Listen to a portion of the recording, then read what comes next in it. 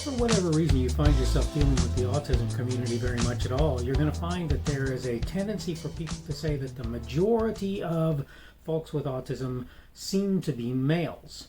And there are a lot of people who are arguing that maybe that's not as true as it seems when you initially look at things. And I don't know. I'm not sure what the answer to that question is. But we're going to talk about that idea today on a little piece I am calling Boys, Girls, and Autism on the Daily Summation from Kurt's Religion and Politics. I'm your host. I'm Kurt. Today is Friday, the 25th of June of 2021. Welcome to everyone who's here on Rumble, on the podcast, on YouTube, or wherever you happen to be joining me from. Again, Rumble is my preferred platform, but you're going to come from wherever you're going to come from, and that's fine and good. Again, the subject today is boys, girls, and autism. That's what we're going to talk about. So let me kind of dive into my notes real quick, and this will help you to understand sort of mostly what I'm going to say in this piece, though obviously when I get into the meat, there's some additional things that I often add. I saw something recently that spoke about a commonly held idea that boys are far more likely to be autistic than girls. I'm not trying to tell you I know one way or another whether or not that's actually the case. In fact, I think the currently available data on autism is woefully lacking. I'd like to know what various folks in the scientific community, my air quotes there, conclude about the prevalence of autism in present society. And I'd like to know actually too, and I didn't put this in my notes, but how they think that compares to what happened in past where autism is concerned. I'd like to see breakdowns of the percentage of the population that's autistic at all. What portion of those folks are level 2 and what are level 3?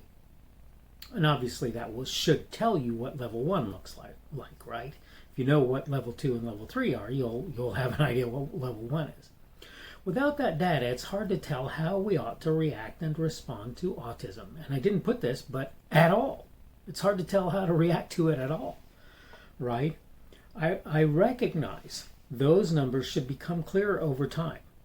And I also get that they won't be perfect. Okay, I get that. All that considered, I believe the reason people assume autism is more prevalent in males is that it seems to have more effect where males are concerned. Is that because females are better at, air quotes again, dealing with autism? Is it because ladies are less likely to be autistic? I'll be frank with you, I have no idea. And I really question whether anybody does. That said, I think we should do a better job getting numbers for everybody dealing with autism and the level to which they find themselves there. Part of this is better definitions, not necessarily of symptomology, but of what's expected for a person to be at a particular level. That's important, right? Give me a sec here. Well, you don't have to. I'll keep on going, but the point is I'm having problems with my computer deciding it wants to be noisy right now, so I'm going to go ahead and deal with that. Just so you know why I'm a little bit hesitant here. I'm done with my notes, and so obviously I'm going to move on to actually discussing this now. Here's the thing. Here's the first thing that I want to say. Whatever else you say, whatever else you assume about all of this, okay, the one thing that we know is that males tend to have a harder time dealing with autism and actually fitting in socially and so forth than do females. This is just reality as far as I can understand it. Why does it work that way? I have no idea. Is it just that young ladies particularly are not so commonly seen acting in ways that are inappropriate, that young men act inappropriately as a result of autism? Maybe so. That's a good possibility. But my point here, what I'm trying to get at, what I'm trying to say is, I don't think that you can necessarily assume that ladies are less prone to autism than young men. And I think that one of the things we need to do, and I think that one of the things we need to look at is what things can be done to make to give young ladies a path to deal with autism like what's being done with young men when they actually are autistic. What can we do? I'm not sitting here saying that we need to treat this like some kind of emergency, because I'd like to point something out. Whether you like it or not, it appears that young ladies do a much better job of dealing with autism if they, in fact, have the same kind of numbers as young men where autism is concerned. They do a much better job dealing with it. Does that mean they shouldn't get help? Does that mean we shouldn't do things for them? Absolutely not. We certainly should do things for them. We certainly should help them to improve their future, if you will. We should be doing things for them just the same way we are for young men. But I have to say that with young men, I think the reason that they are diagnosed is it's much easier to diagnose them. And what that means to me is that young men, when they are autistic, have a propensity towards behaviors, attitudes, perspectives, actions that are inconsistent with normal behavior. And young women, when they're autistic, somehow seem to manage to not do that to nearly as great a degree. Does that mean that there aren't a lot more autistic young ladies out there than we know about? No. Does that mean that we shouldn't be looking at ways to make their lives better and easier to help them to fit into society? No. It doesn't mean either of those things. So I'm not trying to say either of those things. What I want for people to understand is the reason it's sort of more of a, quote, air quotes, crisis for young men, and it isn't really a crisis, right, most of the time, particularly not for those who are level 1 or mildly autistic, okay? It's not so much of a crisis as lots of people would have you or want you to believe. As the severity increases, it becomes more important that we deal with it. But in my attitude, that ought to show up just as much in young women as it does in young men, right? So that shouldn't be an issue. We shouldn't. Now, how we deal with young women may very well be totally different.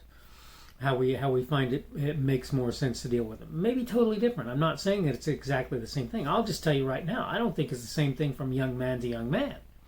As they get more serious, particularly, you start to get into level 2 or moderate or level 3 or severe autism.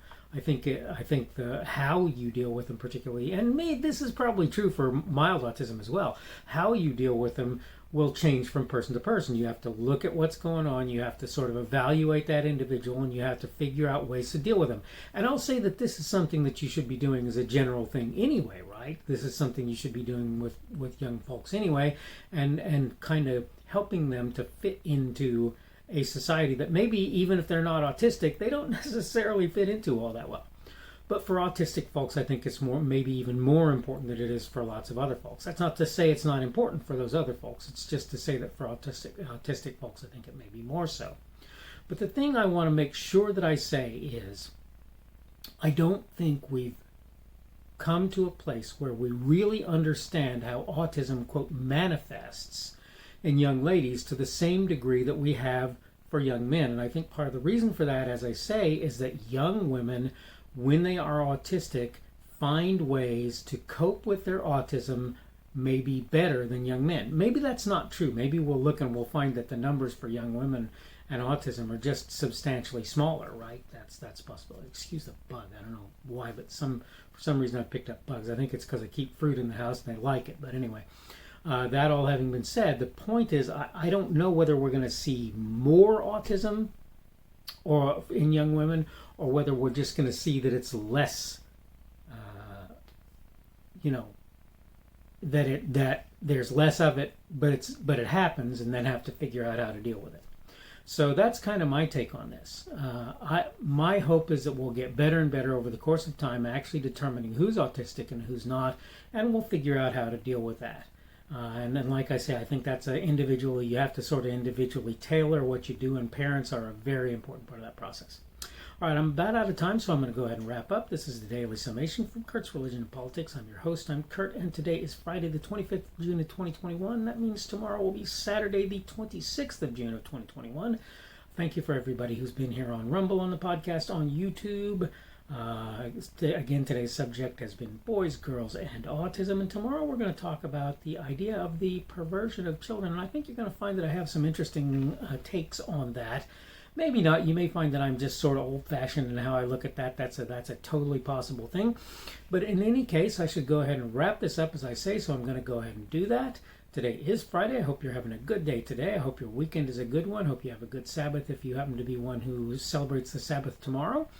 Hopefully things are going well for you in general. I think they're getting a little bit on the upside for me, but still we're not in great shape. We're getting there, though. Hopefully things will happen to make that all better as time goes on. And hopefully we will see you again on Saturday's edition of the Daily Summation.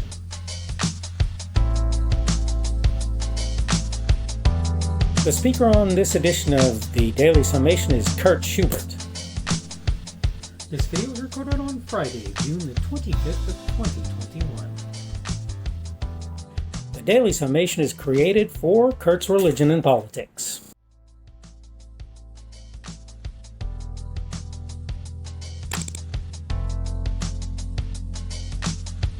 Thanks for watching this edition of the Daily Summation from Kurt's Religion and Politics. I hope you found it entertaining or instructional, or maybe both. If you want to see more from me, you can go to blogs.kpschubert.com. That's blogs.kpschubert.com. I am on Twitter, Parler, and Minds.com. My handle on each of those is @kpschubert. That's @kpschubert. I have a Rumble and a YouTube channel. They are the Kurt's Religion and Politics channels on Rumble and YouTube. I have a Facebook page. The Facebook page is Kurt's Religion and Politics as well. I am on Patreon. If you want to support me, that's one of the better places you can do that. And you will find me at Kurt's Religion and Politics on Patreon. I have a podcast. The podcast is podcasts with an S.